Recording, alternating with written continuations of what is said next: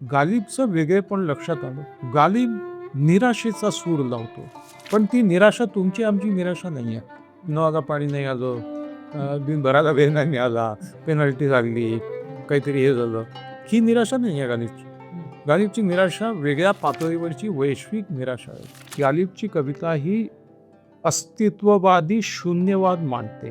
काहीच कळलं नाही समजून. खूप खूप स्वागत नंदू. तू सायकियाट्रिस्ट, तर कवितेबरोबर तुझी जोडी कशी जमली? मी मनोविकार तज्ज्ञ किंवा डॉक्टर नंतर आहे. आधी मी साहित्यप्रेमी आहे, काव्यप्रेमी आहे. मला आठवतं तेव्हापासून ही गोष्ट खरीच आहे की मला लेखक व्हायचं होतं. बरं ते का बरं याचं उत्तर मला माहीत नाही. व्हायचं होतं. पण मला ललित साहित्य खूप आवडायचं. कवितांची ओळख थोडी नंतर झाली, पण ती अशी झाली की शालेय अभ्यासक्रमात कविता आपल्याला येतात. हो. माझं शिक्षण झालं होली क्रॉस कॉन्व्हेंटमध्ये पुण्याला. ती इंग्रजी माध्यमाची इंग्रजांनीच चालवली, म्हणजे ती कॉन्व्हेंटनी चालवली शाळा. आणि आम्हाला मराठी असायचं त्यावेळी AC गटाचं मत. ए म्हणजे स्टँडर्ड मराठी, AB म्हणजे मध्यम मराठी आणि AC म्हणजे इंग्रजी माध्यमात शिकणाऱ्या मुलांसाठी सोपं मराठी. पण माझे जे मित्र मराठी मीडियममध्ये शिकायचे त्यांच्या पुस्तकातल्या कविता मला पाठ असायच्या. मेडिकलला गेल्यावरती सुद्धा कविता बोट धरून आली का? कविता बोट धरून आली एवढंच नव्हे, तर मी खूप वाचन केलं ते या वयामध्ये कॉलेजच्या जीवनामध्ये. आणि मला असं वाटतं की आपल्या वाचनाचा किंवा कुठल्याही आपल्या आवडीच्या क्षेत्राचा भक्कम पाया होतो तो याच वयोगटामध्ये. जबाबदारी नसते काही, वाचत बसले पुस्तक. म्हणजे मला अजून आठवतं की मी समकक्ष त्यावेळेचे 11वी-12वी जे असेल त्यावेळी 600 पानाची जॉन स्टाईनबेकची ग्रेप्स ऑफ रॅथ नावाची कादंबरी वाचली. बोरिस पास्टरनाकची डॉक्टर झिवागो वाचली. रशियन साहित्य डोस्टोव्स्कीची क्राईम अँड पनिशमेंट 400 पानाची कादंबरी आहे ती वाचली. आणि त्यावेळी वाचन असं काही दिवस रात्र वाचन, सलग कॉलेजला बुट्टी काहीच नाही. वाचन वाचन वाचन. त्यावेळी जबाबदारी नसते काही, आपल्या आवडीचं आपण सगळं वाचन करू शकतो. मराठी वाचन, हिंदी थोडं बहुत आणि इंग्रजी. आणि कविता तिकडे चालूच होती. कविता चालूच होती. कविता नव्याने बोरं घालायला लागलेली ती. आणि कवी फार मोठे कवी म्हणजे ग्रेस वगैरे तर नंतर आले, पण ग्रेसही मला कॉलेज जीवनातच भेटले. समजली नाही कविता, पण ती आकृष्ट करून घेते. तिची जी नादमयता आहे, लिरिकॅलिटी आहे. जसं एकीकडे बोरकरांमध्ये एक नादमयता खूप सुंदर आहे कवितेमध्ये. बोरकरांची कविता समजते, निसर्गाशी निगडीत कविता. रवींद्रनाथ टागोरांची कविता मला आवडायची. गीतांजली मी वाचलं होतं, 9वी-10वीतली गोष्ट आहे. मी 7वीत असताना कादंबरी लिहिलेली आहे. बरं. आणि माझ्यावर प्रभाव बघा, एकीकडे साने गुरुजी साहित्य वाचायचं आणि दुसरीकडे बाबूराव अर्नाळकर या दोघांचे, आणि तिसरीकडे शिवाजी सावंतांचं मृत्युंजय. तर या सगळ्या एकत्रित त्याच्याकडून पिसाट मृत्यूदरी नावाची कादंबरी मी लिहिली होती. महाभारत कालीन रहस्यकथा लिहिली होती. वा. म्हणजे तो कुंडल पायदंड्या उतरीत खाली आला, व त्याने आपले उत्तरीय खांद्यावर टाकले वगैरे अशी भाषा. इन्फ्लुएन्स कारण तो सगळा होतो त्यावेळी. कविता मराठी वाचन होतं, मराठी कवींचं. मग पहिल्यांदा गालिब भेटले का त्याच्या आधी दुसऱ्या भाषेतले कवी भेटले? माझा मोठा भाऊ जो आता जनरल सर्जन आहे, प्रोफेसर आहे अमरावतीच्या कॉलेजमध्ये, त्याचं वाचन माझ्यापेक्षाही प्रचंड. तो पुस्तकं घेऊन यायचं, साहिर की शायरी, कैफी आझमी की शायरी, छोटे छोटे पुस्तकं मिळतात.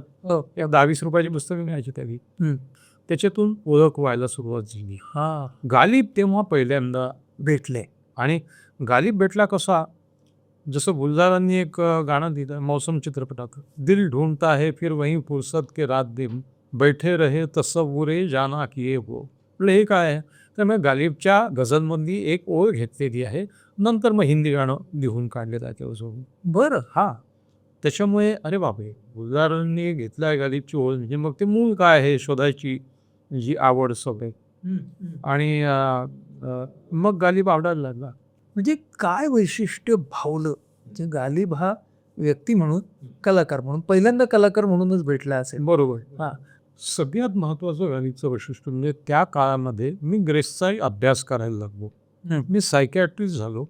सायकियाट्रिस्ट झाल्यावर गालिब नव्याने भेटला. तर माझ्या सायकियाट्रीच्या काळामध्ये मला लक्षात आलं की ग्रेस ज्या प्रकारचे उखाणे घालतो कवितेमध्ये, तर ग्रेसची कविता, कुठली कविता, साहित्य हे मनोव्यापारांची एक मांडणी आहे. मानवी मनाची मांडणी, मानवी नातेसंबंधांची मांडणी म्हणजे या जगातलं साहित्य, कविता, नाटक, कादंबऱ्या. तसं ग्रेस जे लिहितो त्याच्या मागे काही मनोविश्लेषणांची तत्वे दिसायला लागतात. फ्रॉइड दिसतो, ऑटोरॅम दिसतो, कार्ल युंग दिसतो. तर हे सगळे जसे मला ग्रेसच्या संदर्भात भावले. गालिबचं वेगळेपण लक्षात आलं. गालिब निराशेचा सूर लावतो, पण ती निराशा तुमची आमची निराशा नाही आहे. न आला पाणी नाही आलं, बिनभराला वेळ नाही मिळाला, पेनल्टी लागली, काहीतरी हे झालं, ही निराशा नाही आहे गालिबची. गालिबची निराशा वेगळ्या पातळीवरची वैश्विक निराशा आहे. बर, जसं ज्ञानेश्वर लौकिक अर्थाच्या व्यावहारिक जगाच्या पलीकडे जाऊन काहीतरी सांगतात आपल्याला. या विश्वाच्या रहस्याच्या जवळ मोठे कवी, महाकवी हे वैश्विक रहस्याचा उलगडा करण्याच्या मागे असतो. व्यावहारिक कवी व्यावहारिक जगातल्या माणसाच्या समस्यांना उजागर करणारे कवी वाईट आहेत असं नाही माझं म्हणणं, पण या वैश्विक कवींची पातळीच वेगळी असते. गालिब त्या प्रकारे भावला की गालिब जे मांडतो आहे ते वैश्विक सत्य आहे. म्हणजे उदाहरणार्थ गालिबची कविता ही अस्तित्ववादी शून्यवाद मांडते. काहीच कळलं नाही, सांग समजेल. एक्झिस्टन्शियल निहिलिझम. हा, मुळात एक्झिस्टन्शियलिझम हे बुद्धापासून सुरू झाले आणि त्याच्यानंतर मग नागार्जुन, बुद्धाचे शिष्य, त्यांनी त्याचा शून्यवादाचा विशेषतः विस्तार केला आणि इंग्रजी भाषेमध्ये पाश्चात्य देशांमध्ये शॉपेनहॉर, नीत्शे आणि नंतर 20व्या शतकामध्ये जॉन पॉल सार्त्र, त्याच्या अगोदर कर्केगॉड आणि हायडेगर वगैरे हे सगळे अस्तित्ववादी तत्त्वज्ञ बर, यांनी प्रेरणा बुद्धाकडनं घेतलेली आहे. ओके. पण त्याची अशी मांडणी केली की आजच्या जगातल्या लोकांना ते पटावं. किंबहुना पाश्चात्य देश ज्याला आपण रिनेसाँ म्हणतो, एका नवनिर्मितीचं युग आलं आणि नव्या जाणीवांचं युग आलं आणि माणसाकडे माणूस म्हणून पाहायला शिकले लोक, त्याचं प्रतिबिंब गालिबमध्ये कसं पडलं आहे, हा माझ्या संशोधनाचा विषय होता.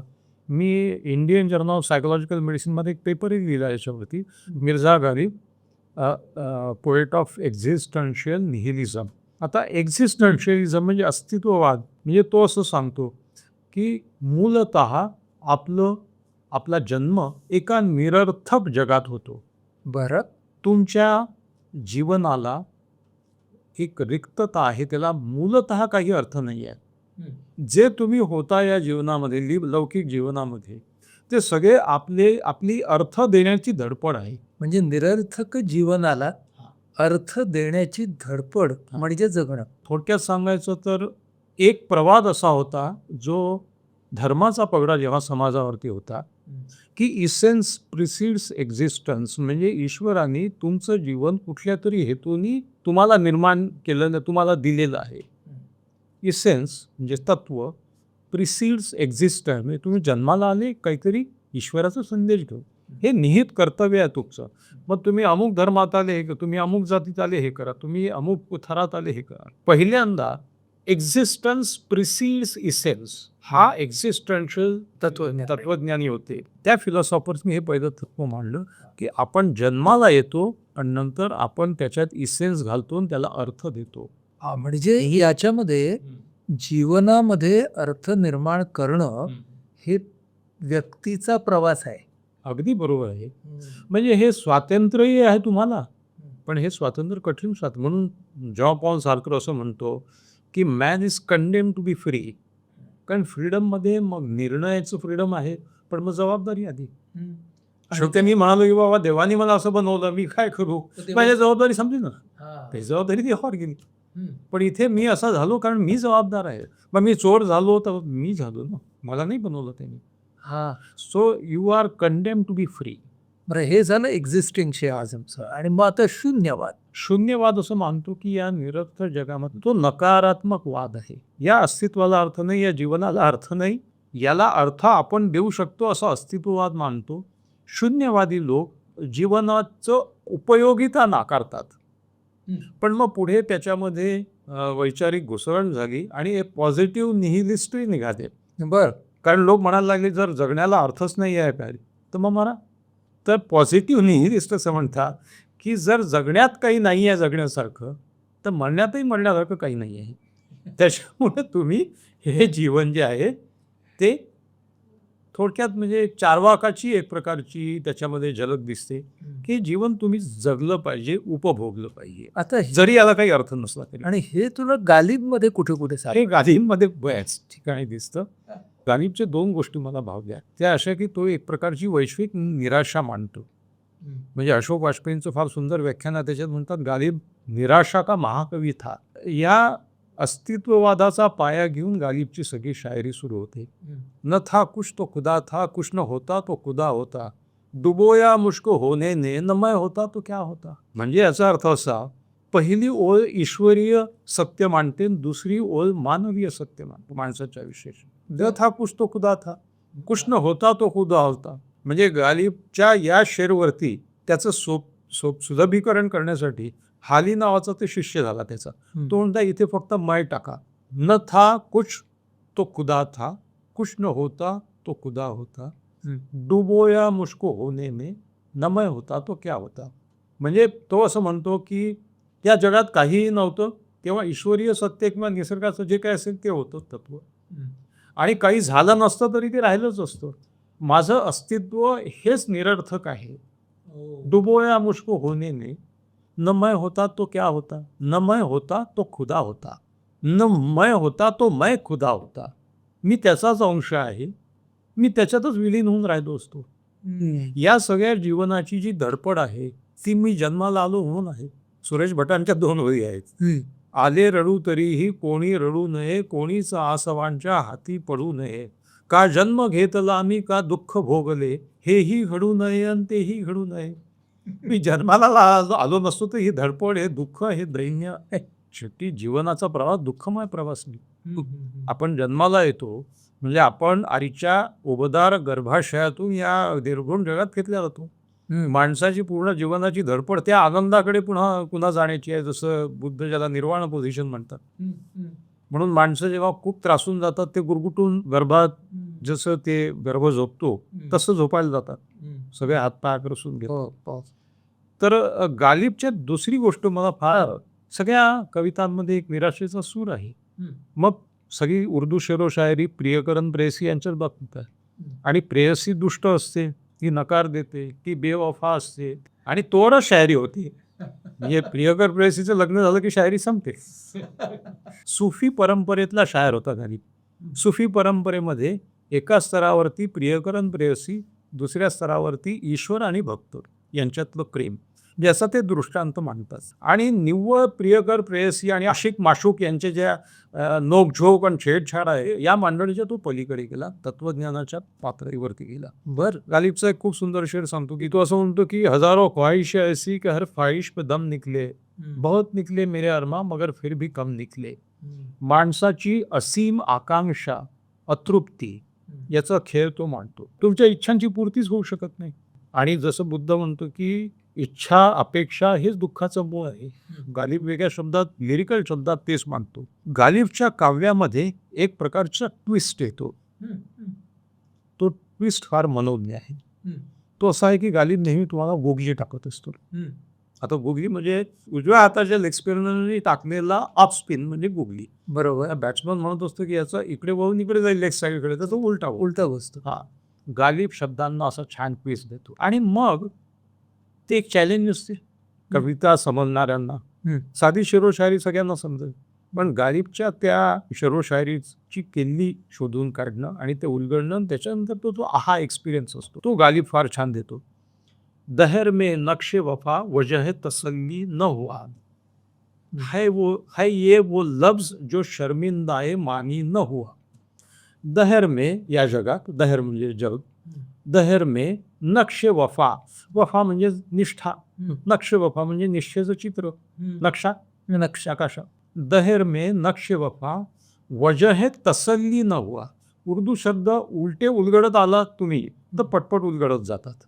वजह तसल्ली, तसल्ली म्हणजे विश्रांती, काय म्हणतात मनाला एक मनाची सुटका.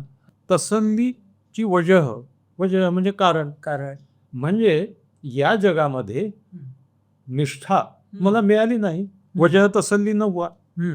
माझ्या जीवनाला विश्राम मिळाला नाही, आनंद मिळाला नाही, कारण नाहीच आहे जगात विश्राम. है ये वो लफ्ज जो शर्मिंदाए मानी न हुआ. शर्मिंदाए मानी, मानी म्हणजे अर्थ, शर्मिंदाए मानी म्हणजे अर्थात समोर लाज वाटावी. शर्मिंदाए मानी ज्याच्या अर्थाने लाज वाटावी. है ये वो लफ्ज, लफ्ज म्हणजे शब्द. है ये वो लफ्ज जो शर्मिंदाए मानी न हुआ. आता माझी प्रेयसी ही निष्ठावंत नव्हती, तिने आपलं दिल अनेकांना दिलं होतं. माझ्या वाट्याला आलं तर तो शब्द निष्ठा हा माझ्या जीवनाला सुकून नाही देऊ शकला. है ये वो लफ्ज जो शर्मिंदाए मानी न हुआचा अर्थ काय? मग माझ्या लक्षात आलं की शब्दाला, माणूस शब्दातल्या अर्थाला जागला तर त्या शब्दाला वजन राहील ना. माणसं शब्द वापरतात पण त्या शब्दाला जागत नाही. या असेच एखाद्या वेळेस आमच्या घरी त्याला बोलवायचं नसते, आला कधीतरी या, म्हणजे तो कधी वेळ देत नाही, तारीख देत नाही. तुम्ही आलात, फार बरं वाटलं. ॲक्च्युली काहीच बरं वाटलेलं नसतं त्याला, पण केवळ पोकळ शब्द वापरतो तो. मग शब्दांना वजन केव्हा प्राप्त होईल? जेव्हा तुम्ही त्या अर्थाला जागाल. तर शायर असं म्हणतो, शर्मिंदाय मानी, म्हणजे मी शर्मिंदा का नाही झालो? कारण मी निष्ठा या शब्दाला जागलो, ती नाही जागली. है ये वो लफ्ज जो शर्मिंदाय मानी न हुआ. मी त्या शब्दाचा शर्मिंदा झालो नाही, कारण मी वफा केली, मी निष्ठा ठेवली. दहेर में नक्श वफा वजह तसल्ली न हुआ. हे जग असंच आहे. हे जग काही तुम्हाला निष्ठा तुमच्या प्रती देईल असं नाही आहे. पण मी शर्मिंदा झालो नाही. म्हणजे मी माझ्या मूल्यांबरोबर प्रतारणा केली नाही. मी हा दुसऱ्या तिसऱ्या स्तरावरती केल्यावर गालिब. हा गालिब माणूस कसा होतो? गालिब हा एका स्थित्यंतराच्या कालखंडात जन्मलेला शायर होता. गालिबचा जन्म 1797 सालचा आहे. त्यावेळी मोगली सत्ता संपत आलेली होती आणि इंग्रजांनी पूर्ण पकड पक्की केली होती हिंदुस्थानावरची, ती दिल्लीवरची.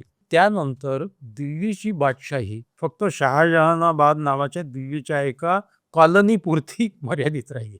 आणि त्याचे ते मोगल राजे म्हणायचे. म्हणजे बहादूर जफर जो शेवटचा बादशाह होता तो शहाजहानाबादचाच बादशाह होता, पण तो मोगल बादशाह म्हणून घ्यायचा स्वतःला. पेन्शन खायचा, 4 लाख रुपये वर्षाला पेन्शन होती इंग्रजांची. म्हणजे इंग्रजांनी सत्ता प्रस्थापित केली होती. इथवरही ठीक होतं. बादशहाचा दरबार भरायचा, गालिब जाऊन आपली शेरो शायरी सांगायचा, पेश करायचं, तर ते सगळी मैफली वगैरे व्हायच्या. पण 1857 साली बंड झालं.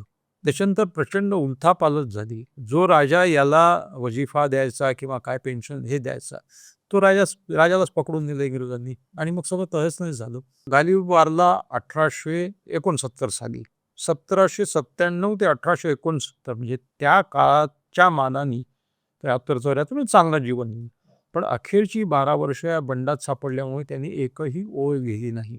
पण गालिब हा असा एक शायर होता की जो अलौकिक शायरी होती त्याची. त्याच्या वयाच्या मानाने त्यांनी जी शायरी लिहिली आहे, तुम्ही तिची तुलना ज्ञानेश्वरीशीच करता येईल की त्या वयामध्ये ती जाण, वयाच्या 19व्या वर्षाच्या अगोदर लिहिलेली शायरी आणि वयाच्या 24व्या वर्षाच्या अगोदर लिहिलेली शायरी, हीच दिवाने गालिब मधली 3/4 शायरी आहे. म्हणजे अगदी तरुण वयात लिहिलेली आहे. आणि त्याच्यानंतरची शायरी आहे पण कमी प्रमाणात आहे. गालिबने उर्दू आणि फारसी अशी दोन्हीमध्ये लिहिली. तो फारसीला श्रेष्ठ भाषा समजायचा. गंमत अशी आहे की उर्दूची 1/4 आणि 3/4 फारसी, परंतु आज पर्शियन जगामध्ये गालिबला मोठा कवी समजत नाही. उर्दूच्या शायरीमुळेच तो जगत विख्यात झालेला.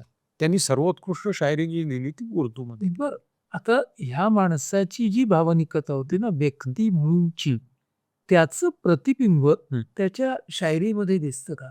बिलकुल दिसतं.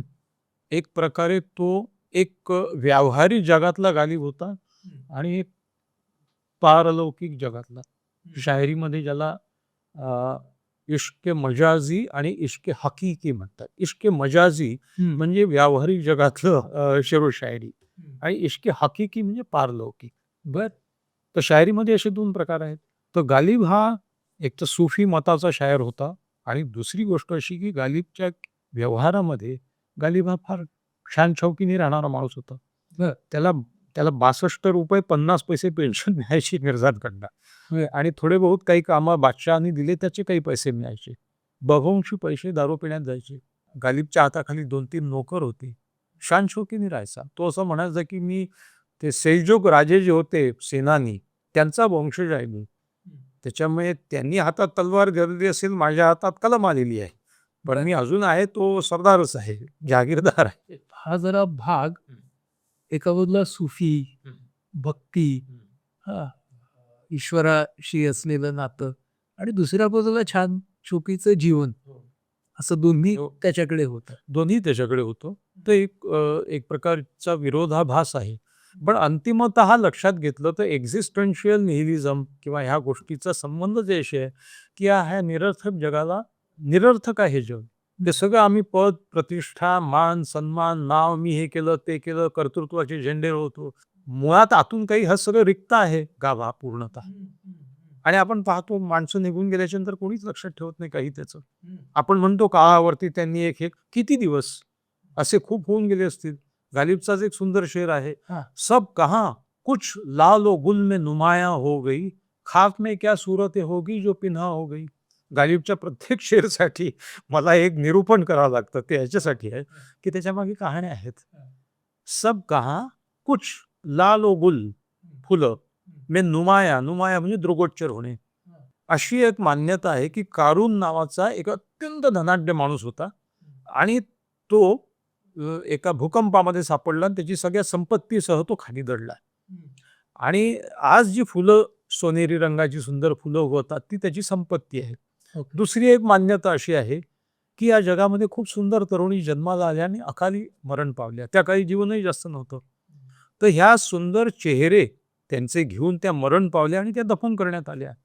तर आता जी फुलं दिसतात ती ते सुंदर चेहरे आहेत.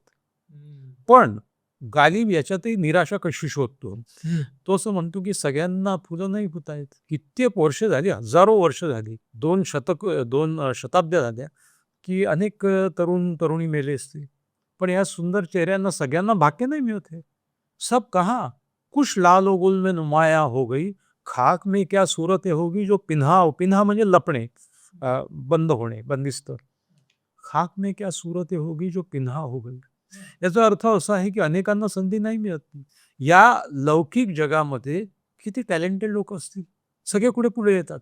म्हणजे आपण त्याचे वेगवेगळे अर्थ काढायला लागलो तर लक्षात येतं की हे जग निर्घृण आहे. सगळ्यांना संधी, जे आम्हाला 4 चेहरे मोठे दिसतात ते संधी मिळून पुढे आलेले असतील. थोडीच ती फुलं. तेवढीच ती फुलं आहेत. खाक में क्या सूरत होगी.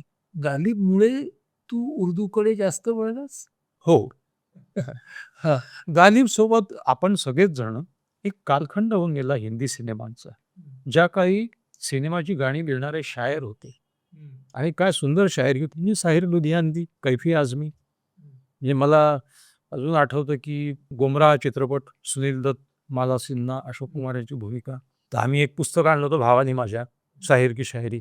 त्याच्यामध्ये ह्या सगळ्या मूळ नज्म होत्या ज्याला रवीनी चाल दिली आणि ती गाणी झाली.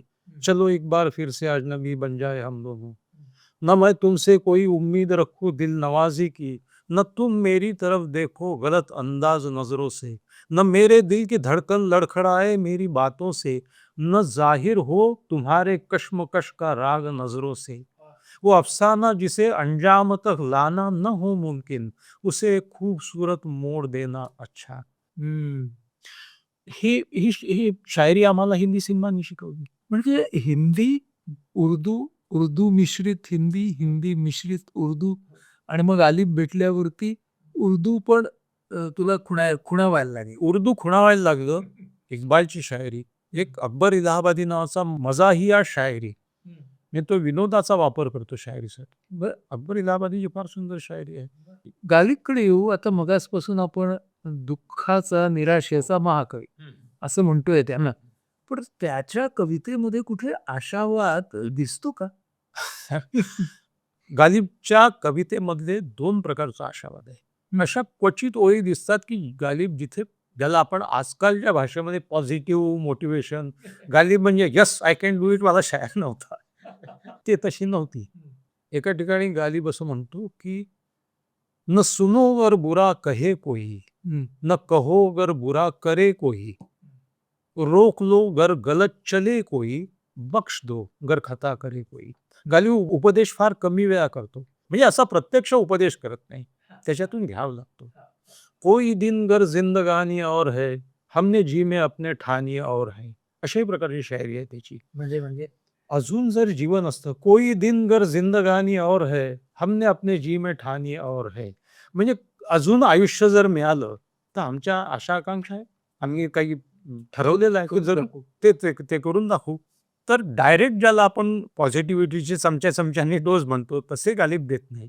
मात्र गालिब सगळ्यात मोठी गोष्ट शिकवतो, जी माझ्या मते सगळ्यात पॉझिटिव्ह आहे, ती म्हणजे ॲक्सेप्टन्स, आत्मस्वीकार. Inevitability of pain. या जगामध्ये हे जग वेदनामय आहे, या वेदनेचा स्वीकार करा आणि त्याच्यात सुद्धा आपलं स्वत्व राखा. जसं तो फार फेमस शेर आहे की परतवे खुर से है शबनम को फना की तालीम. परतवे खुर, खुर म्हणजे सूर्य, परतवे खुर म्हणजे सूर्याचा किरण, शबनम म्हणजे दवबिंदू, फना होणं म्हणजे या सृष्टीमध्ये मिसळून जाणं, विलय होणं, वितळून जाणं, तालीम म्हणजे शिक्षण. परतवे खुरसे है शबनम को फना की तालीम. या दवबिंदूला हे शिक्षणच मिळालंय, निसर्गाने दिलाय की सूर्य आल्यावरती तू जाणार. दवबिंदू केव्हा निर्माण होतो? पहाटे. बस हे 2-3 घंटे. सूर्याचा पहिला किरण तुझ्यावर पडेल आणि तुझा विलय होईल. ठीक आहे. मैं भी हूं एक इनायत की नजर होने तक. मी सुद्धा आहे, मलाही एक आयुष्य आहे. दवबिंदू सारखं असेल की माझ्यावरही त्याची नजर पडेल.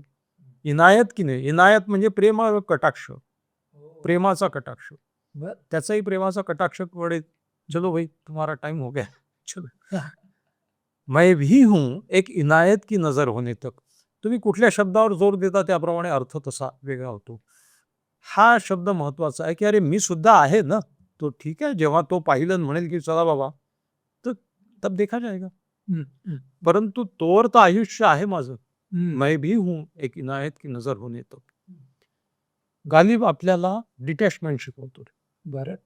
ह्या जगातले जे सगळे व्यवहार आहेत, या व्यवहाराकडे अलिप्तपणे पाहण्याची नजर देतो. कारण शेवटी सगळ्या समस्यांना उत्तर नाही आहे. ॲक्सेप्टन्स जरुरी आहे. प्लस रोजच्या ताणतणावामध्ये, भांडाभांडीमध्ये, बोंबलाबोंबीमध्ये गुंतून जाऊ नये. बाजी चाहे अतफाल है दुनिया मेरे आगे, होता है शबो रोज तमाशा मेरे आगे. बाजीच्या ए अतफाल, अतफाल म्हणजे लहान मुलं. बाजीच्या म्हणजे बगीचा, फारसी शब्द आहे बगीच्यासाठी. बाजीच्या ए अतफाल, मुलांचं खेळ मैदान आहे हे जग म्हणजे. बाजीच्या ए अतफाल है दुनिया मेरे आगे, होता है शबो रोज तमाशा मेरे आगे. सकाळ संध्याकाळ माझ्यासमोर. ह्या जगातल्या सगळे भांडणं, मग तो डोनाल्ड ट्रम्प काहीतरी टॅरिफ टाकतो, मग चायना कोणी काहीतरी करतं, हे सगळे काय आहे? बाजीच्या ए अतफाल है दुनिया मेरे आगे. लहान मुलांच्या गमती जमती समजा, नाही तर मग तुमचं तर तुम्ही डोकं खराब होईल तुमचं. बना के हम फकीरों का भेस गालिब, तमाशाए अहले करम देखते है.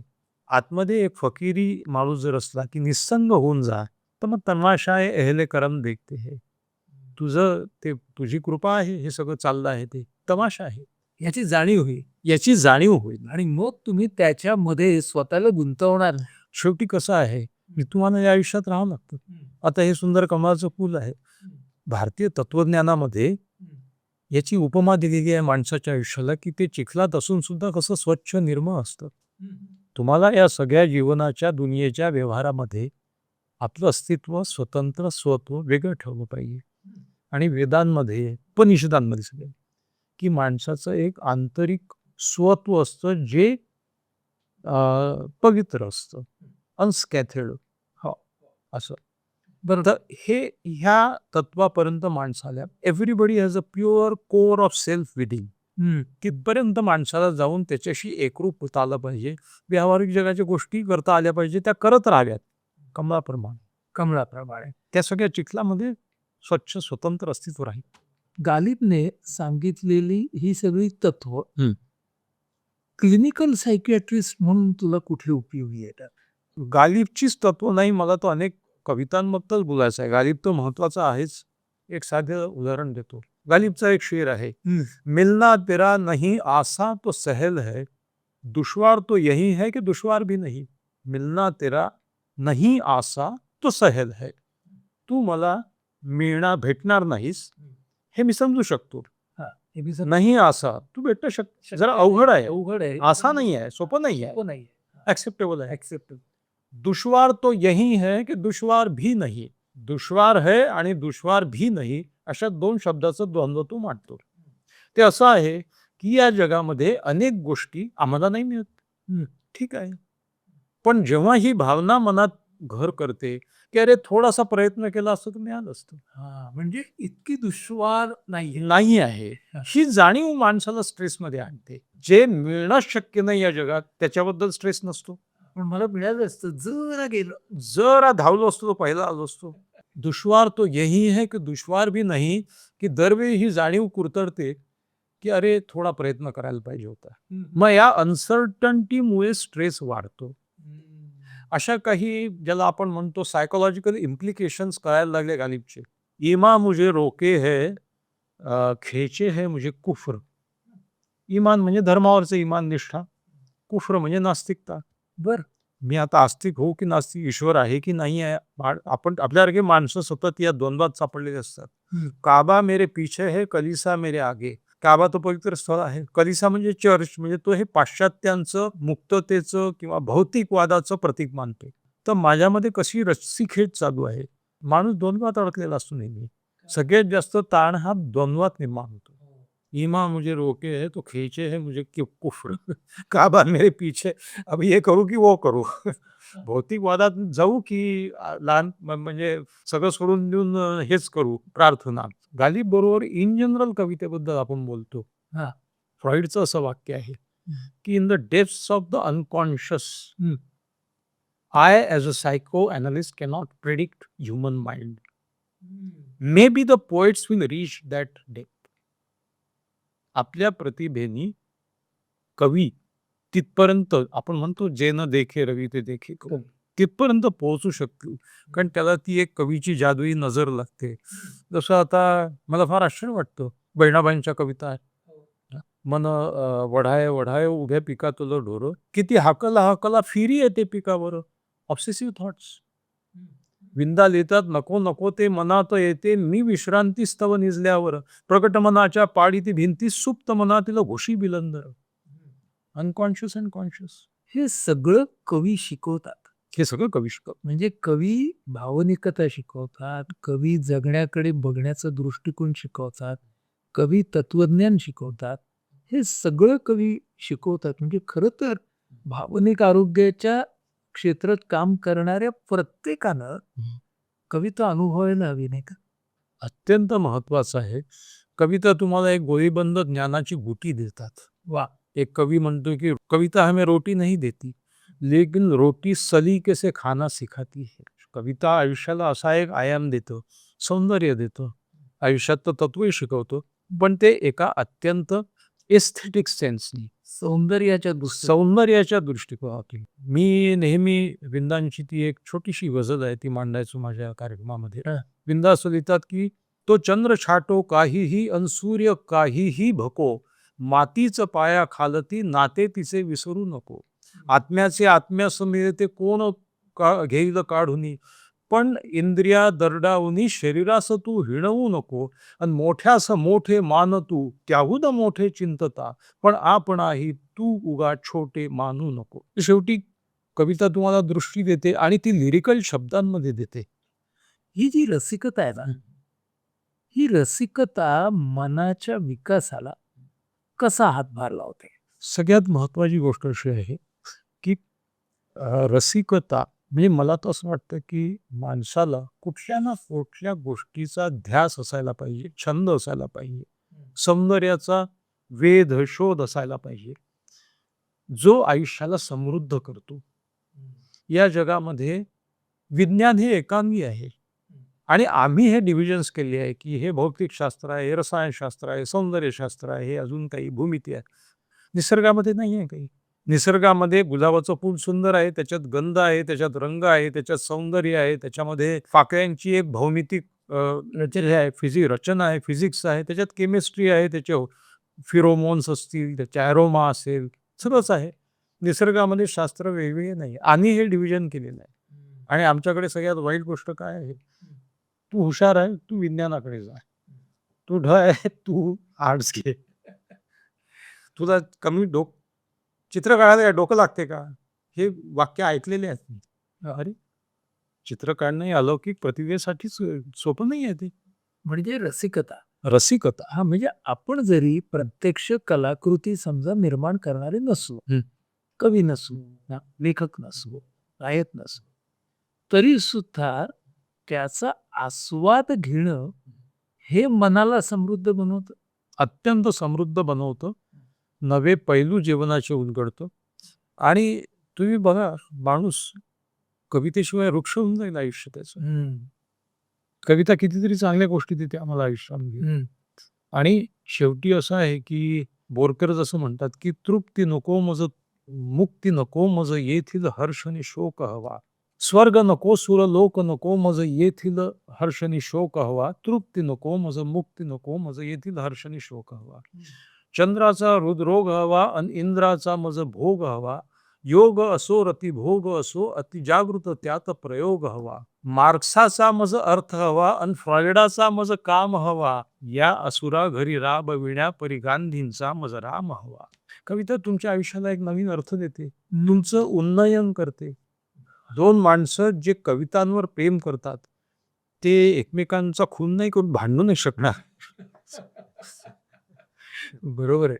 तुम्ही कविता शिकवा या मुलांना ज्यांना आपण वाया गेलेले आहे समजतो, त्यांना नवीन जग भेटेल. म्हणजे सर्व भावनांचा स्वीकार करू, त्यातल्या छटा शोधू. आपण जेव्हा आपल्या मनालाच साथ घालू, तेव्हा आपल्याला आपल्या मनातच एक सुंदर अस्तित्व आपलंच आपल्या समोर आहे. म्हणजे सगळेच जण तानसेन होऊ शकत नाही, पण कानसेन मात्र आपण सगळे होऊ शकतो. कानसेन होऊ शकतो, आणि कानसेन असल्याशिवाय तानसेनाला कोण विचारणार? म्हणून जहा नाही सुनवैया वहा मर गया कहवैया. म्हणून आजच्या त्या गप्पा त्यांचा समारोप करताना मला आरती प्रभूंच्या ओळी आठवतात की ते म्हणतात, दाद द्या अन शुद्ध व्हा, मैफिलीची साथ आम्हा दैवयोगे लाभली, न्या तुम्ही गाणे घराला फूल किंवा पाकळी, दाद देणे हेही गाण्याहून मी आहे दुर्घट, गुंफणे गजरे दवांचे आणि वायूंचे घट. म्हणजेच कवी निर्मिती तर करतोच, पण त्याच्या समोर जोपर्यंत दाद देणारा त्या रसिक मनाचा नसेल तोपर्यंत त्या निर्मितीलाही अर्थपूर्ण देणार. तेव्हा गालिबच्या निमित्ताने आपण रसिकतेची एक सफर केली. आणि मानसिक आरोग्य म्हणजे मानसिक आजार नसणे एवढाच काही मर्यादित अर्थ नाही. मानसिक आरोग्य म्हणजे जीवन समृद्ध करणं, जीवनाला संपन्न करणं. आणि ज्याप्रमाणे भौतिक गरजांची तृप्ती माणसाच्या जीवनाला एक आयाम देते, त्याचप्रमाणे बौद्धिक आणि भावनिक गरजा सुद्धा महत्वाच्या आहेत. आणि त्यांना जर आपण तृप्त केलं तर आपली तृप्ती 10 पट वाढते. आज या निमित्तानं कवितेबद्दल, गालिबबद्दल आम्हा सर्वांशी तुझ्या गप्पा मारल्यास त्याच्याबद्दल खूप खूप खूप खूप धन्यवाद. गालिबवरचं तुझं पुस्तक उपलब्ध आहे आणि रसिक मंडळी निश्चितच त्याचा आस्वाद घेतील.